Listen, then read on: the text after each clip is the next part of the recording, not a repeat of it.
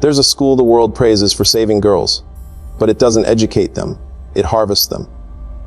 I saw blood drained into clear bags, seen traces of organs boxed and labeled, wheeled down quiet halls like cargo, fertile eggs taken from girls too sedated to cry out.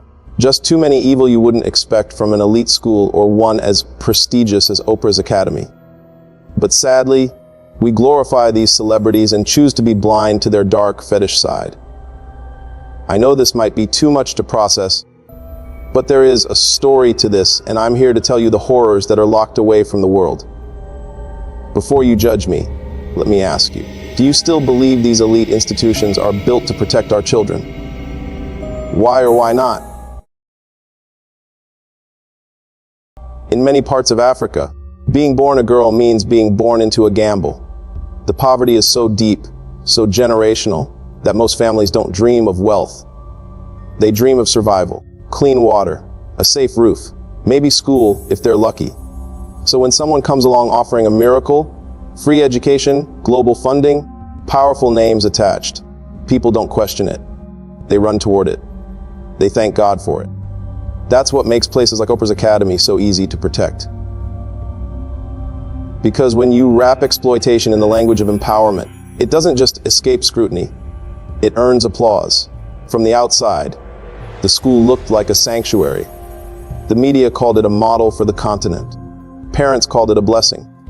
But what none of them knew was that behind the scholarships and press conferences was a system designed to take everything from these girls and leave nothing behind that anyone would think to look for. No one checks the bottom of the list. No one follows up on the ones who don't make it to graduation. And in a continent where record keeping is inconsistent, where the poor are used to being forgotten, it becomes almost effortless to erase a child. That's what kept me up at night. Long before I saw what was really happening, it's no surprise to me why Oprah would have been seen as a golden opportunity. But here, opportunity always asks for a price no one speaks about. I've walked through villages where families have one meal a day and still hang Oprah's photo like a saint on the wall. Girls who win scholarships are celebrated like they've been chosen by heaven. And in a place where paperwork doesn't always exist, where birth records are shaky and law enforcement is a phone number no one answers, a missing child is easier to forget than to fight for. That's why this school can smile for the cameras while parents weep in silence. No one connects the dots. No one is allowed to, or maybe no one has noticed yet. Before I ever called myself a researcher, I was a counselor. I spent most of my career sitting across from young black girls, bright on the outside, but quietly unraveling inside. They'd show up with stories that didn't make sense. Blank spaces in their memory, strange aversions to hospitals, nightmares they couldn't describe. Sometimes they'd flinch at the word wellness. Sometimes they wouldn't flinch at all, and that was worse. For a long time, I treated each case like a standalone tragedy, a bad school, a bad home, maybe a bad doctor. But the further I went in my work, the harder it became to ignore the patterns. I started recognizing things, phrases that came up too often, medical terms that didn't belong in the mouths of girls barely old enough to drive, and one name that kept surfacing softly, almost like a whisper across different files: the Oprah Winfrey Leadership Academy for Girls. It wasn't just one girl, it was 10, then 17, some alive, but altered.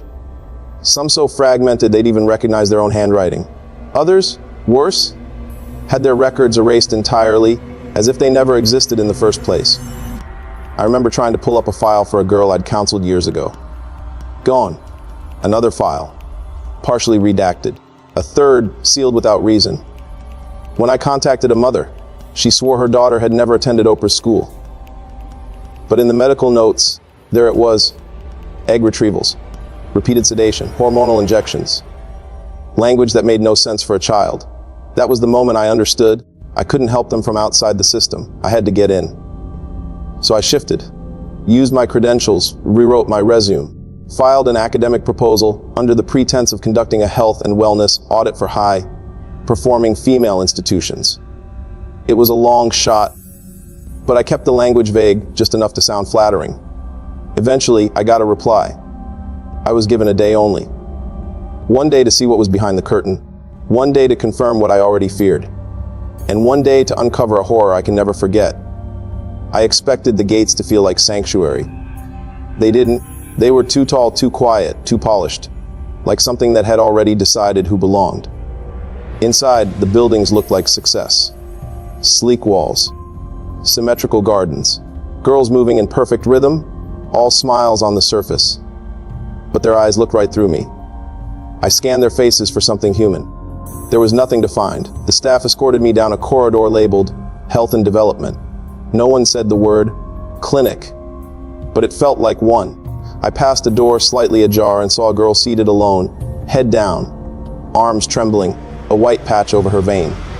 She didn't look up when I paused. She didn't even seem to hear me. They led me to a side room stacked with intake files, neatly color-coded.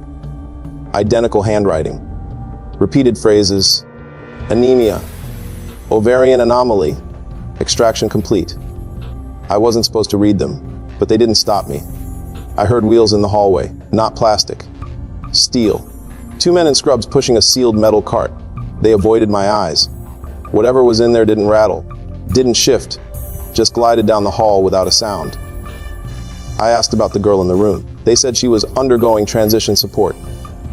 I asked what that meant. They smiled. Didn't answer. Moved on. One hallway had no label. The lights above it flickered. From somewhere far below, I thought I heard humming. Not mechanical. Human, soft, slow, out of tune. On a clipboard near the stairwell, someone had written, cycle complete, begin second phase. There was no date, no name, just a list of initials and dosages. I passed another door. The handle was warm. Inside, trays covered in cloth, bottles labeled, stimulant suppressor, empty IVs, gloves that hadn't been cleaned. I walked faster. Every corner felt like it watched me. One girl exited a room, unsteady on her feet. No escort, no staff. Her dress was buttoned wrong. Her lips were blue. I moved toward her, but a nurse appeared and pulled her back in without a word. The door closed. The hallway was silent again. That's when I saw the freezer. Not an ordinary one. Industrial locked, temperature regulated. A clipboard taped to the front read, preserve viable tissues. Authorization level 4. The air around it smelled like iron and plastic. I kept moving. I had to. In one room, I caught a glimpse of something I still don't know how to process. A child's name written on a glass container. I saw fluid. I saw labeling. I saw instructions for transfer. I shouldn't have been there, but I was. And everything I saw pointed to one truth. These girls weren't students. They were stock. They smiled and the photos hung across the lobby. They held books. They wore medals. But the girls I saw in the back rooms didn't speak, didn't smile. Some couldn't stand. You think you're strong enough to stomach the truth until you realize someone has been labeling children like samples in a lab. Until you realize it's happening behind the mask of empowerment. Until you see the names of girls who were declared graduated, but never made it past their 14th birthday. I came to observe. I left knowing I'd never unsee it. And still, they call it a school. I remember this girl that came to my office on a rainy Thursday. 15, maybe 16. She said she was tired all the time. Said her periods had stopped. Said she couldn't sleep without seeing machines. Wires, silver trays, cold lights. But when I asked about her past, she hesitated. Not like a teen with secrets. Like someone who'd had her memories cut out, sectioned off, and buried under something heavy. That session stayed with me. I wrote it off then. Stress, hormones, maybe early trauma. I didn't ask where she went to school. 2 years later, another girl. Almost the same symptoms. Different city, different family. But that same hollow look behind the eyes. That same distant stare when I asked about childhood. Same quiet moment when I said the word clinic. By the time I saw the fifth one, I stopped thinking it was a coincidence. They weren't connected by family or location or background, but every one of them had at some point attended the same academy. Leadership school. Built for exceptional African girls, founded by a woman the world bows to. They didn't say Oprah's name, but they described the uniforms, the emblem, the routines. Always the same rooms, the same medical check-ups. Always a moment they couldn't remember, followed by years of feeling like something inside them had been taken. One girl had recurring infections doctors couldn't diagnose. Another broke down when she saw a blood donation truck outside a grocery store. She said it reminded her of the tubes. No one had mentioned tubes. Some were still functional. They worked, they smiled, they posted photos online. But they didn't remember entire seasons of their lives. They had medical debts linked to private institutions they'd never heard of. One girl told me she got a bill for a hormone therapy trial. She thought it was a scam until the prescription listed on the invoice matched the pills she still took every night. Another girl told me, flatly, "I don't know if I can have children." When I asked why, she just looked at me and said, "Because I feel like I've already had them. Like someone took them before I could choose." That line haunted me. How could so many girls be suffering from the same invisible wound and no one see the blood? How can silence echo this loud? I tried to find more. Old school records, media coverage, class lists. Some girls had no digital footprint, no graduation photos, no family testimonials. Their names were scrubbed from rosters. Parents wouldn't speak. A few even denied ever having daughters. What kind of school makes girls disappear without a trace? These weren't dropouts. They were ghosts dressed in uniforms. Survivors who weren't supposed to survive long enough to speak. One disappeared 6 weeks after her last session with me. Police said she ran away, but I saw her journal. She was making progress. She was applying for college. She was writing poems again. And then nothing. Another was found in a hospital, half conscious, listed as Jane Doe. No ID, no fingerprints in the system. But I recognized her face. When I tried to get in touch, the hospital said she'd been transferred. They wouldn't say where. I stopped sleeping through the night after that. People say survivors are the lucky ones. But what if survival means carrying something you were never meant to bear? What if your memories were stolen, your body changed, your future quietly reprogrammed? These girls weren't victims of trauma. They were products of something. Something systematic, funded, protected. Something no one wants to name. And now every time I hear the word empowerment, I flinch. Because I've seen what they call empowerment behind closed doors. And I've listened to the girls who remember just enough to know something terrible was done to them, but never enough to prove it. How many more are out there, walking among us smiling for cameras, but aching in silence? How many parents still believe their daughters came back whole? Because the truth is, some of them came back missing, and some never came back at all. So, back in this horrific school, they walked me through polished hallways, but every step felt like sinking into something too clean to be innocent. It was meant to be a casual review. They called it a research partnership. My name on a clipboard, my badge on a lanyard, a quiet escort beside me who never introduced herself. I wasn't supposed to go deep, just observe, nod, leave. But I did go deep. It started with the girl I saw outside the wellness wing. She looked maybe 13. Goes around both arms, dragging her feet, skin pale like something had been taken out of her. I asked my escort if she was okay. The woman smiled and said, "She's a strong one." We're proud of what? I passed a silver cart rolling fast down the hall, covered, heavy. No medical staff spoke. No eyes met mine. I glanced down. A flash of red plastic beneath the cloth, thick, bulging, wet. That was the first time I smelled blood that didn't come from an accident. It was warm, fresh. Not just iron, but something deeper, like flesh and cleaning fluid trying to coexist. Inside the lab rooms, the walls were white, but the floor had subtle stains near the drains. I counted 10 labeled vials sitting unattended in a tray. Some marked with strange codes, others with full names. Names I remembered from case files I'd archived years ago. I asked to step into one of the collection rooms. They said no. But the door was unlocked. There was a stretcher, a girl on it, small, breathing shallow. Her mouth barely open like she was trying to say something. Her eyes fluttered, not quite awake, tubes in her neck and wrist. I wanted to shout, but no one was there to hear it. There was a form on a nearby counter, procurement report, 2 items, check it over and rental.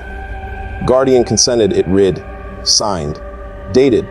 They had no idea what they were signing, Or maybe they did. The deeper I went, the quieter it became. Cameras lined the ceilings. I knew I wasn't lost. I was being watched, allowed.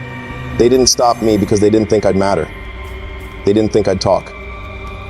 I passed a sealed door marked cold storage, viability log, dozens of entries.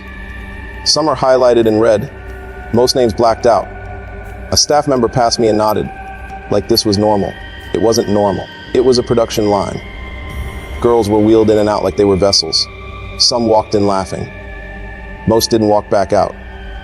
I wanted to leave, but I couldn't, not yet, because I remembered what one of my clients told me years ago. Her dreams of being cut open and hollow. I used to think it was trauma speaking in metaphor. It wasn't. I exited calmly. They thanked me for my visit, handed me a folder for my notes, told me they hoped to collaborate again. I still have that folder. I haven't opened it since. Not because I'm afraid of what's inside, because I already saw enough. And now, every time someone says Oprah built a sanctuary, I remember the girl twitching under fluorescent light, hooked to silent machines. I remember how no one screamed, no one ran. It was all too quiet. Ask yourself this: have you ever seen a graduate proudly speak of that place? And if not, do you wonder why? I thought leaving would bring peace. I thought putting distance between myself and that school would somehow lessen what I saw. That the images would fade. That I could convince myself it was a bad dream, a distortion, an exaggeration I fed myself just to survive what I'd witnessed. But memory doesn't fade when it's stained by blood, and it doesn't forgive when you do nothing. I tried to leak the story. I tried to be brave. I drafted reports, contacted advocacy groups, even reached out to a journalist I once trusted. I shared encrypted files, hidden photos, blurry footage I managed to copy from the hallway monitors. They thanked me for my courage, said they'd look into it. Then silence. The kind of silence that swallows your voice before you even speak. Emails stopped coming. The journalists changed numbers. One group said they'd been warned not to pursue it further. Another claimed I was slandering a beloved humanitarian. I knew what that meant. They weren't going to risk it. Not against her. So I tried forums. Whispered on dark corners of the internet. Posted anonymously. But no one believes that kind of horror when it wears the face of a global icon. No one wants to. Even the images I posted, the bags of blood, the half-filled intake charts, the anonymized medical scans, were called AI generated. They said I was sick, that I needed help, that I was making it all up. Maybe I was. Maybe I am, but I remember her face, the one girl who looked at me, really looked. She was trembling on that cold steel table, wires taped to her arms, whispering a prayer I didn't understand. Our eyes met. I should have pulled her off that table. I should have screamed. I should have. But I didn't. And now I lie awake every night wondering if she made it. If she's even alive. If her parents still hang her photo in the living room and talk about how she's doing well. At school, they don't know. They never will. The world doesn't want to hear this story. Not when it contradicts the comforting lie. Not when the villain wears diamonds and donates millions. They want ribbon cuttings, graduation photos, smiling children holding books, not boxes of organs. Not girls with scars and silence where their voice should be. I keep trying. I leave files on the desk of people who might care. I slip envelopes into mailboxes. I revisit my notes like they're prayers. But nothing moves. And maybe that's what haunts me most. Not the horror I witnessed, but the echo of it being buried again and again under headlines, money, and celebrity praise. I carry these stories because the girls can't. Some of them are dead. Some of them are erased. And the rest, they were taught to forget. Every time I speak, it feels like a betrayal. Like I'm peeling back a wound they were forced to swallow just to survive. But if I stay quiet, then I become part of the machine that took them. So I'm here to speak the truth. Even if no one believes, even if it ends with me. There's something they never accounted for. They thought I'd forget, like the others. They thought shame would silence me. That fear would keep my mouth shut. But I don't want peace. I want the world to know. They kept records. They counted every drop of blood, every egg taken, every uterus cut. Every scream muted by protocol. They documented it like science and buried it like sin. And I read those records. I saw the signatures. I saw the donor lists. I saw the companies. I saw names I'm not supposed to say, but you'd know them. You watch their movies. You wear their brands. You repost their quotes about empowering young women. But you've never heard of the girls who disappeared. Not because they weren't screaming, but because nobody was listening. I tried to stay quiet. But silence is what lets this grow. Silence is what wrapped it in glass walls and press releases. Silence is what made this look like a school. But this is not a school. It is a farm. And those girls were never students. They were the harvest. So if you're watching this, ask yourself, why are you just hearing this now?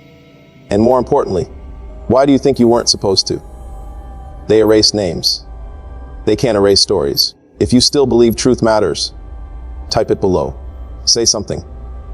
Anything. If this unsettled something in you, share it. Speak it. Don't let it sit in the dark like they want it to. Leave your thoughts in the comments for the girls who can't.